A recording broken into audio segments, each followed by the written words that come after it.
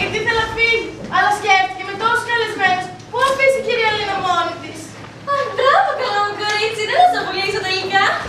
Ωραία, λύθηκε το μυστήριο. Με τη Ξανθιά. Τα υπόλοιπα. Παραδείγματος χάρη, πού πήγε σφαίρα. Απλό.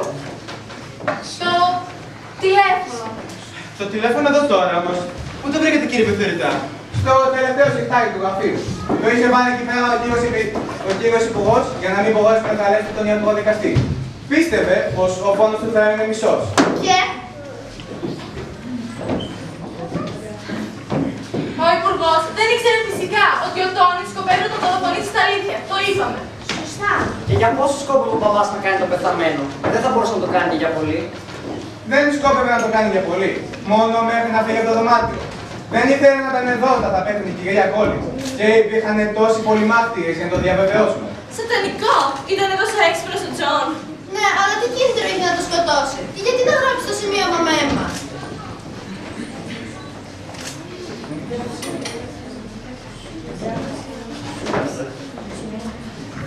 Ο υπουργός δεν ήξερε άμα χτύπησε κάποιον το σφαίρα. Και φυσικά δεν ήθελε να κατηγορηθεί για φόνο όταν αναστενόταν. Και το σημείωμα για την αστυνομία. Αυτός το έφυγε. Εκείνος το έγραψε. Ναι, και το εξαφάνισε όταν πήγε να φωνάξει τη Λίλιο. Μα είναι τρελό, γιατί να σε φωνάξει από μόνος του? Για να έχει μάρτυρες, αλλά και πιο detective. Γιατί δεν είναι detective? Εννοώ ότι ο υπουργός Τζον Παπασκάνδαλος ήθελε έναν συγκεκριμένο detective, τον αριστείο Πουαρό. Κατάλαβα, για να είναι σίγουρος ότι το μυστήριο δεν θα λυθεί ποτέ. Κύριε Τόνι! Τζον Τζούνιορ! Και πώς το ήξερε ο Τζον, τι άνθρωπος είναι ο κύριος Πουαρό. Τον πρόσεξε εκείνο το βράδυ στη δεξιά του δημάρχου. Είδε ότι ο υπουργός προσέχει τη λεπτομέρεια, αλλά χάνει την ουσία. Αγκάθα! Αλήθεια είναι επιθεωρητά, αλλά τελικά είστε πολύ έξυπνος. Είμαι!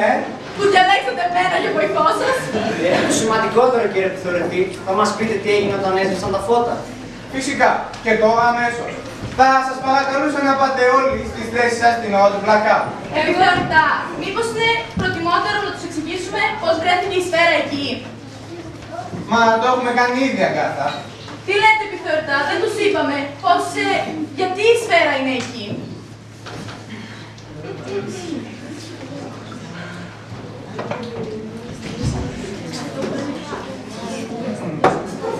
Εγώ ήμουν στην Ίστο, να πάω εκεί πέρα.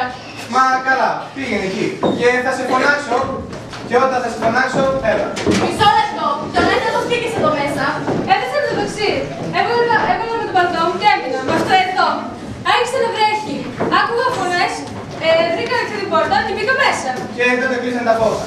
Καλά, πήγαινε στο χώρο. Και εγώ τι να κάνω? Εγώ σκεφτόμουν να τον κρεμώ όταν έτσι τα φώτα. Ή μου πείτε αυτό πρέπει να κάνω? Όχι, κύριε. Θα υποδεχτείτε τον κύριο υπουργό. Θα σας εξηγήσει η κυρία Αγκάθα τις κινήσεις.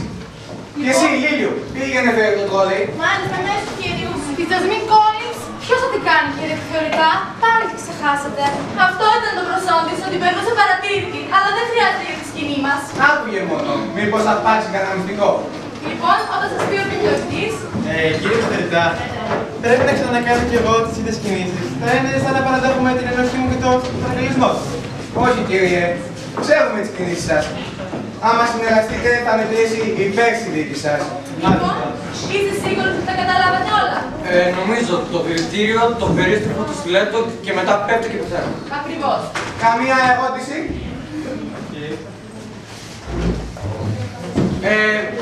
Ο υπουργός έδινε ένα κοκτέιλ σε 30 όταν έσαν τα φώτα. Όχι, δεν έχω καμία σχέση από αυτά. Μόνο το ποτήρι που θα μπει στο δηλητήριο της Τζασμίν Κόλλινς.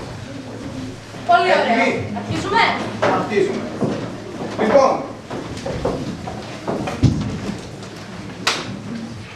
Φίλιπ και Τζον Τζούνιορ. Πάμε.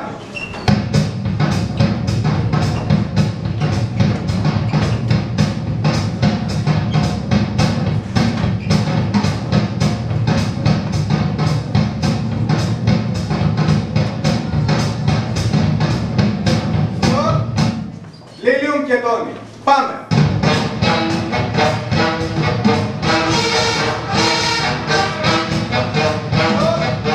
Ο πυροβολισμός.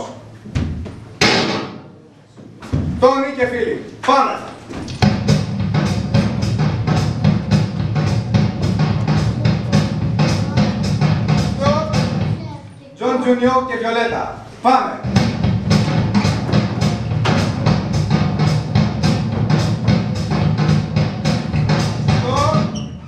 Τόνι και Βιολέτα. Πάμε!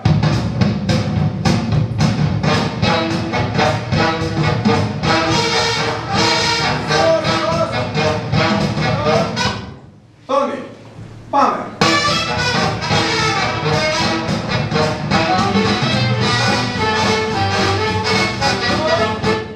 Να τι έγινε όταν ήρθαν τα φώτα. Συγγνώμη, ο Τόνι, γιατί βγήκε. Για να αλλάξει πουκάμισο. Δεν ήθελε να φανεί το αίμα από το μαχαίρωμα.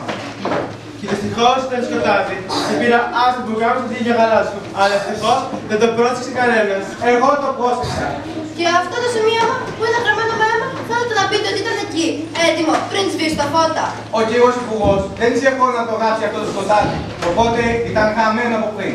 Και τι σημασία έχει το μήνυμα. Ήθελε να ενοχοποιήσει τον πλοίο Τόνι θαλάσσι.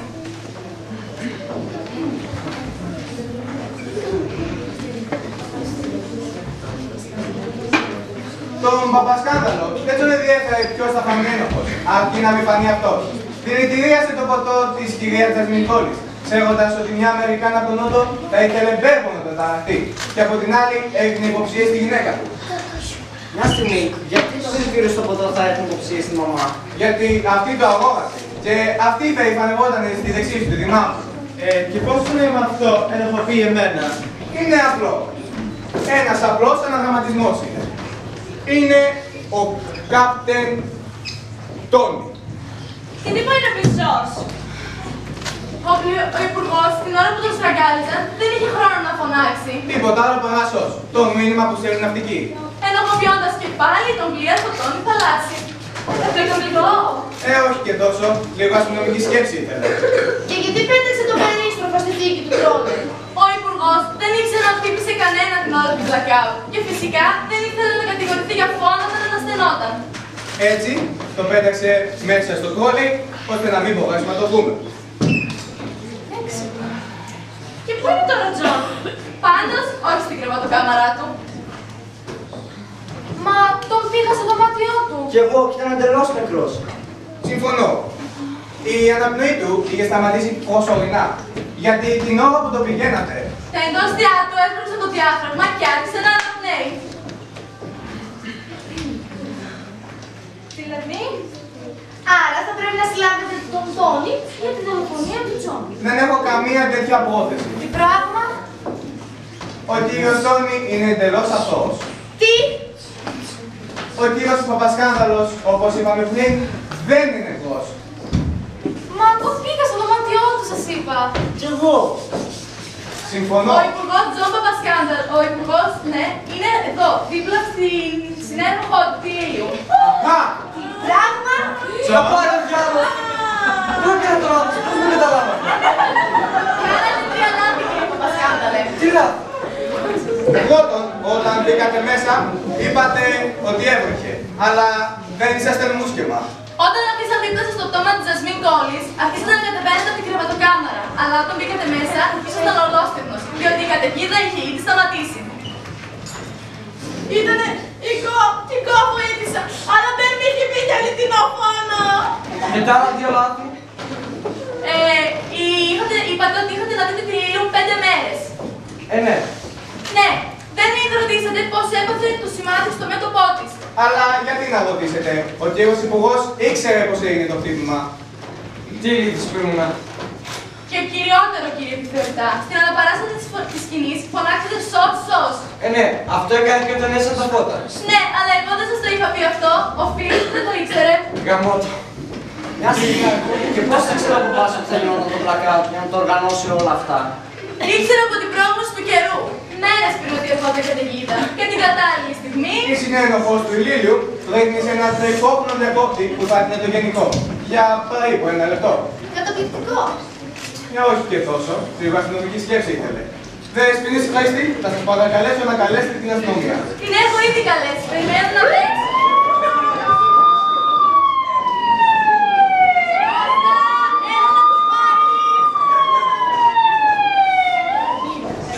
Οι δύο με τα ψηλά τα χέρια.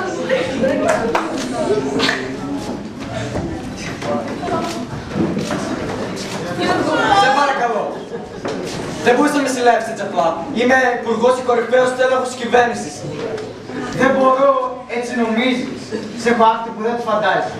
Όλο άπνε στη χερόφρωση και υπόγραψη μνημόνα και μνημόσυνα.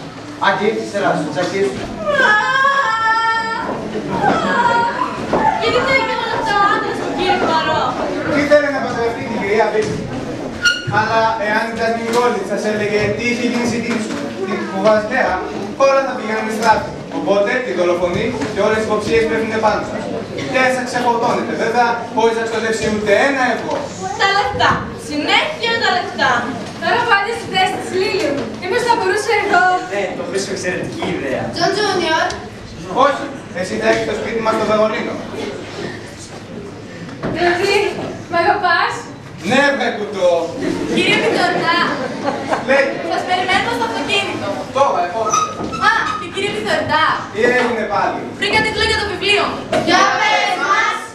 Ένα blackout και 1,5 φόνος, μια υπόθεση για τον Αριστίδη Πουαρό.